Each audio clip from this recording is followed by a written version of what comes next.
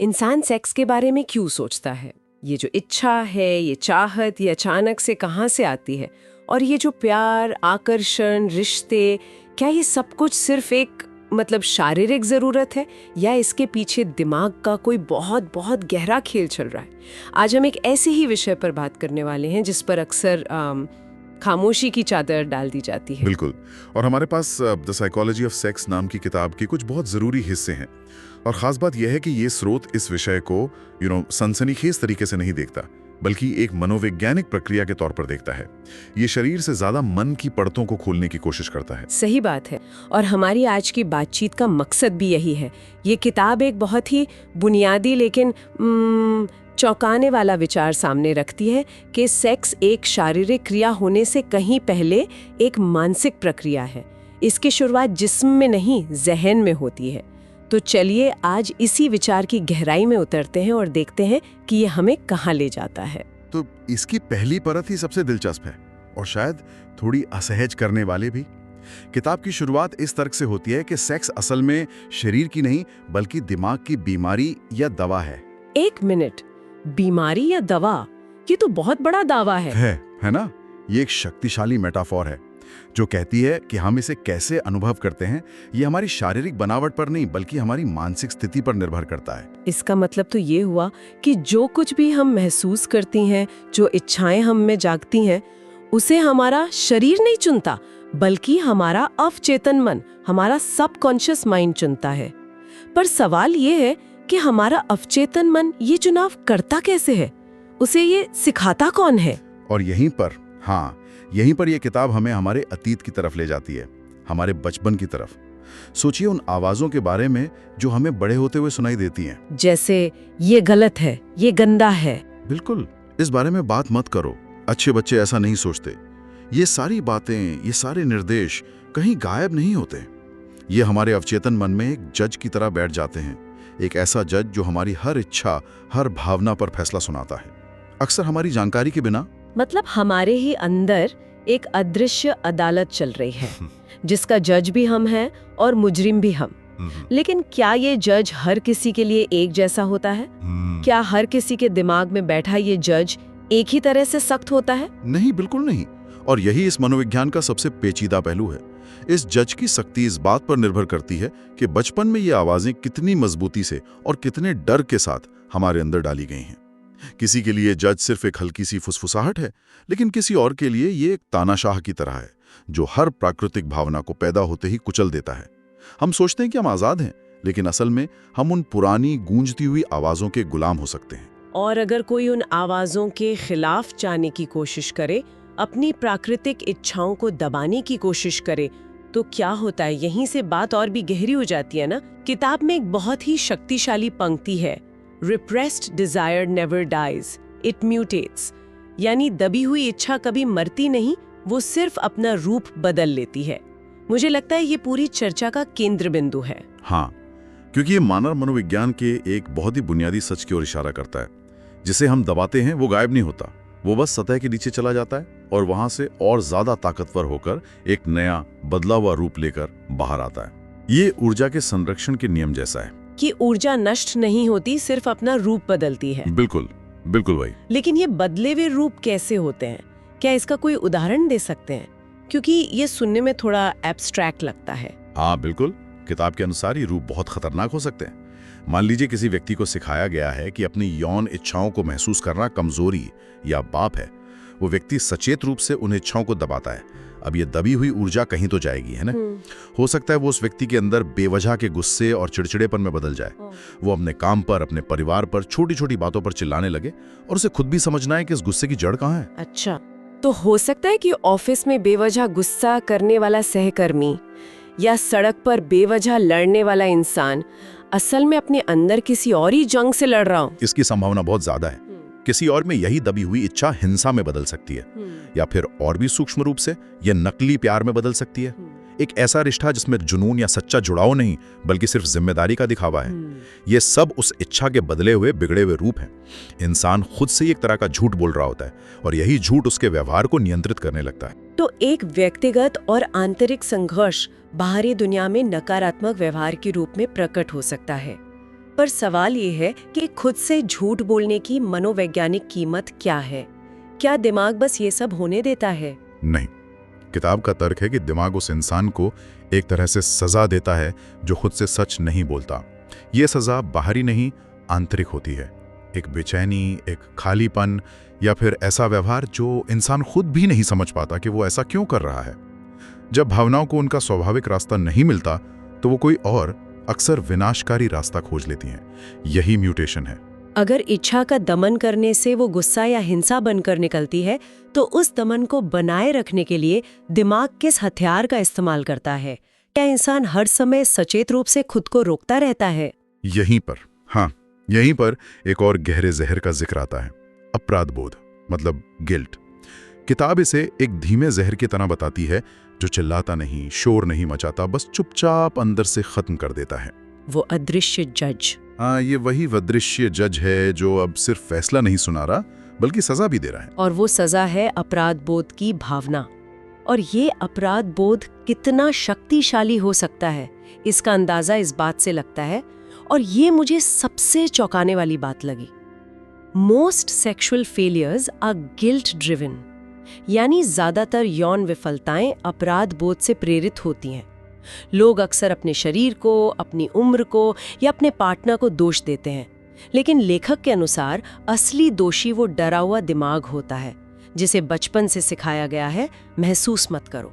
और ये एक दुष्चक्र बनाता है, एक विशेष साइकिल। प्राकृतिक इच्छा पैदा होती है, समाज द्वारा सिखाया गया नियम, वो दिमागी जज उसे गलत ठहराता है। इस संघर्ष से अपराध बोध पैदा होता है। ये अपराध बोध फिर उस प्राकृतिक इच्छा को और ज्यादा ताकत से दबाने का काम करता है। इंसान इसी जाल में फंसकर रह जाता है। वो अपनी सबसे स्वाभाविक भावनाओं से ही डरने लगता है। तो अगर समाज सच्ची और खुली बातचीत की इजाजत नहीं देता, अगर असल दुनिया में अपनी भावनाओं को व्यक्त करना खतरनाक लगता है, तो इंसान का दिमाग कहाँ जाता है? किताब कहती है कि दिमाग कल्पना की दुनिया में, फैंटेसी की दुनिया में शरण लेता है। बिल्कुल। जब वास्तविकता में अपनी इच्छाओं को समझना या व्यक्त करना सुरक्षित महसूस नहीं होता, तो एक काल्पनिक दुनिया बना ली जाती है जहां कोई जज नहीं होता, कोई नियम नहीं होते, कोई अपराध बोध नहीं होता। और यहीं से पॉर्न और फैंटेसी की भूमिका शुरू होती है। यहाँ पर किताब पॉर्न को असली सेक्स नहीं मानती, बल्कि उसे अकेलेपन की दवा कहती है। ये एक बहुत ही अलग और गहरा नजरिया है। ये कह रहा है कि लोग जुड़ाव की कमी को, इंटीमेसी की कमी को पूरा करने के लिए इसका सहारा लेते हैं। ये एक तरह का मनोवैज्ञानिक पेन किलर है। लेकिन किताब एक बहुत बड़ी चेतावनी भी देती है। Fantasy replaces intimacy when communication dies, यानी जब दो लोगों के बीच संवाद मर जाता है तो कल्पना उस खाली जगह को भर देती है, वो अंतरंगता की जगह ले लेती है। और यहीं पर वो दवा खुद एक बीमारी बनने का खतरा रखती है। बिल्कुल। यहाँ पर ये बात वाकई में बहुत दिलचस्प हो जाती है। मतलब अगर कल्पना वास्तविक जुड़ाव, संवाद की जगह ले ले तो इंसान और भी अकेला हो जाता है। वो एक ऐसी दुनिया में जीने लगता है जो असली है ही नहीं। लेकिन क्या हर तरह की कल्पना बुरी है? क्या एक स्वस्थ कल्पना जैसी कोई चीज नहीं होती? ये एक बहुत अच्छा सवाल है। लेखक का तर्क ये नहीं है कि कल्पना अपने आप में बुरी है। कल्पना रचनात्मकता और इच्छा का एक जरूरी हिस्सा है। खतरा तब पैदा होता है जब कल्पना असलियत से भागने का जरिया बन जाए। जुड़ाव से बचने का तरीका। जुड़ाव से बचने का तरीका बन जाए। अगर हम इसे बड़ी तस्वीर से जोड़कर देखें तो ये सिर्फ पोर्न के बारे में नहीं है। ये किसी भी ऐसी चीज के बारे में है जिसका इस्तेमाल हम रिश्तों में वास्तविक मानवीय जुड़ाव और संवाद से बचने के लिए करते हैं। चाहे वो हर वक्त फोन पर लगे रहना हो, काम में डूबे रहना हो या कोई और नशा हो। ये सब भागने के तरीके हो सकते हैं। और ये भागना, ये संवाद की मौत सीधा रिश्तों पर असर डालती है। अगला हिस्सा इसी से जुड़ा है, रिश्ते क्यों टूटते हैं। लोग अक्सर कहते हैं अब हमारे बीच वो प्यार नहीं रहा, लेकिन स्रोत इस आम धारणा को चुनौती देता है। बिल्कुल। किताब का तर्क है कि असली समस्या ये नहीं कि प्यार खत्म हो गया, बल्कि यह है कि समझ खत्म हो गई। जब दो लोगों के बीच अपनी इच्छाओं, अपने डरों और अपनी कमजोरियों को लेकर ईमानदार संवाद बंद हो जाता है तो समझ की जगह गलतफहमियां ले लेती हैं।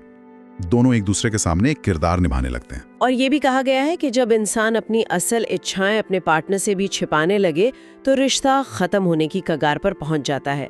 इसमें एक बहुत गहरी लाइन है, सेक्स बोलता नहीं पर सब कुछ बता देता है। इसका क्या मतलब है? इसका मतलब है कि शारीरिक अंतरंगता में जो दूरी, असहजता या वो मैकेनिक एहसास आता है, वो अक्सर भावनात्मक दूरी का एक लक्षण होता है। ये सिर्फ एक शारीरिक क्रिया नहीं है, ये दो लोगों के बीच के संवाद का एक बहुत ही शक्तिशाली गैर मौखिक रूप है। जब उस संवाद में ईमानदारी और भावनात्मक सच्चाई नहीं रहती, तो शरीर उसे जाहिर कर देता है, भले ही जुबान झूठ बोल रही हो। रिश्ते की नींव कमजोर होने लगती है, क्योंकि वो सच्चाई पर नहीं, दिखावे पर टिकी होती है। ये सब कहीं ना कहीं उन सामाजिक भूमिकाओं से भी जुड़ा है जो हमें बचपन से सिखाई जाती हैं। किताब पुरुषों और महिलाओं के लिए समाज द्वारा तय की गई इन अलग अलग भूमिकाओं को सामने रखती है और बताती है कि कैसे इसने दोनों को ही अधूरा कर दिया। हाँ, एक मानसिक विभाजन की बात की गई है। पुरुषों को सिखाया गया, मजबूत बनो, महसूस मत करो।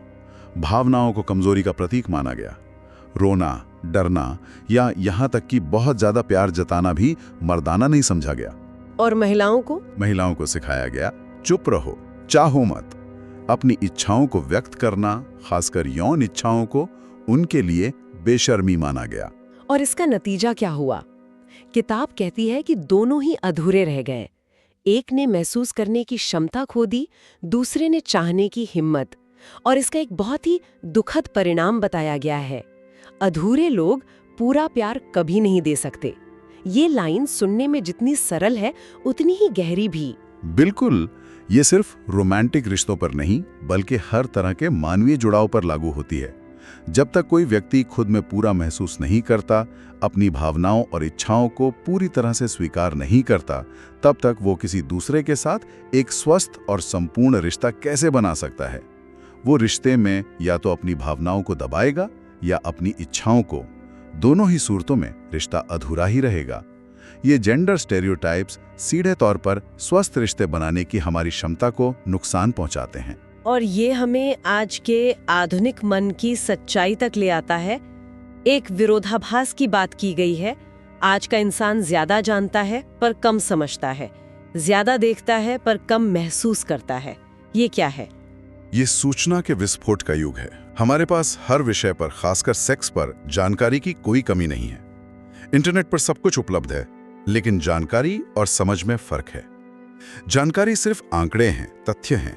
समझ एक गहरा व्यक्तिगत अनुभव है।